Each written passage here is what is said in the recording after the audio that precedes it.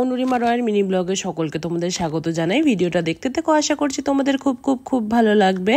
আমি তোমাদের কাছে একটা অন্য রকমের ভিডিও নিয়ে চলে এসেছি। তো কি বলবো, সন্ধ্যাবেলা আমার হঠাৎ করে এগ চিকেন রোল খেতে ইচ্ছা করছিল। তো বাইরের খাবো না, তো ভাবলাম এটা বাড়িতেই বানানো যায়, কারণ বাইরের এগুলো রোল টোল খেলে আমার একটু শরীর খারাপ হয়ে যায় মাঝে মাঝেই। তো ভাবলাম বাড়িতেই বানানো যাক, খুব সহজভাবে আমি এটা বাড়িতে বানিয়ে ফেলবো। তো প্রথমে আমি কি করেছি, প্রথমে আমি ময়দা নিয়েছি। ময়দাটা আমি নিয়েছি 1.5 কাপের মতন। তো 1.5 কাপের ময়দার মধ্যে আমি নিয়েছি 1/2 কাপ মতন টক দই, তারপরে নুন, লবণ আর একটু নুন আর তেল দিয়ে ভালো করে আমি ডোটাকে মেখে নেব।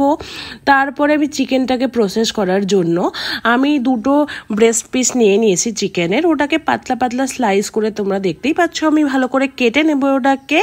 তারপর কেটে ভালো করে ধুয়ে নিয়ে ওটা স্ট্রিপসের আকারে অ্যাকচুয়ালি আমি কেটে নিয়েছি। তারপরে এটাকে মশলা মাখিয়ে ম্যারিনেট করে আমি রেখে দেব।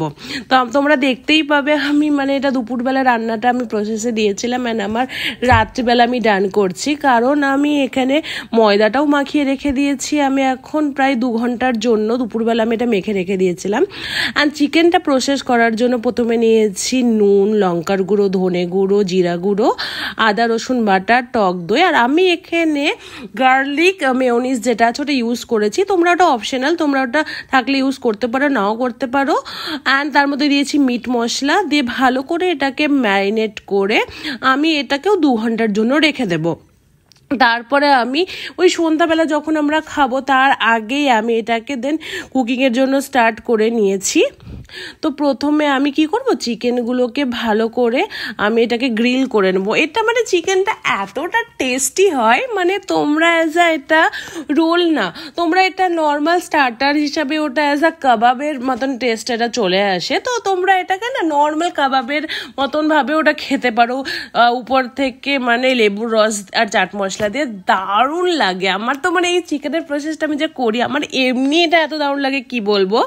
তো ঠিক আছে, তো এটা চিকেনটা হতে থাক, আমি সাথে সাথে রোলের জন্য যে পেঁয়াজটা আছে ভালো করে আমি এখানে কি করবো, এগ চিকেন রোলটা খুবই প্লেন রাখতে চাই। তো ভেতরে আমি অনলি পেঁয়াজ আর কাঁচা লঙ্কা ইউজ করছি, আমি এর থেকে বেশি কিছু ইউজ করব না।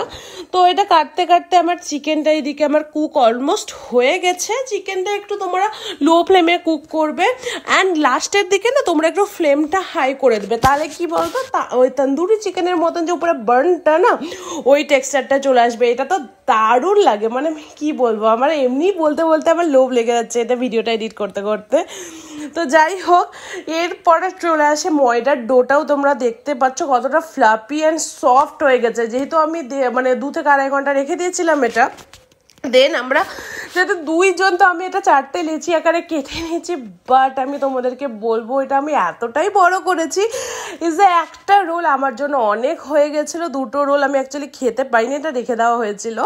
তো যাই হোক, আমি এখানে প্রথমে পরোটাটাকে ভালো করে বেলে ভেজে আগে তুলে নেবো এক এক করে। তো নর্মালভাবেই আমি এখানে অ্যাকচুয়ালি অল্প তেল ইউজ করেছি।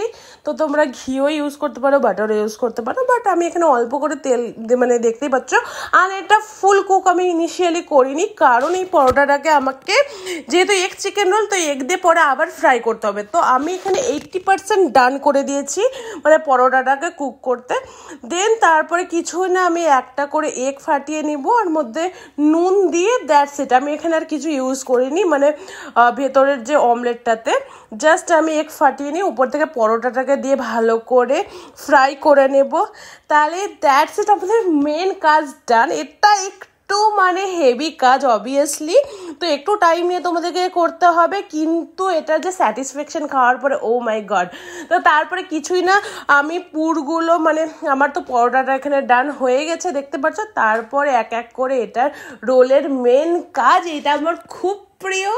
তো ভেতর দিয়ে আমি প্রথমে চিকেন, পেঁয়াজ, তারপর তোমরা এখানে যা খুশি অ্যাড করতে পারো, টমেটো, শসা, আমি কিছুই অ্যাড করিনি এখানে যেহেতু লঙ্কা, আর উপর থেকে একটু চাট মশলা, লেবুর রস আর একটুখানি সস দিয়ে দ্যাটস ইট।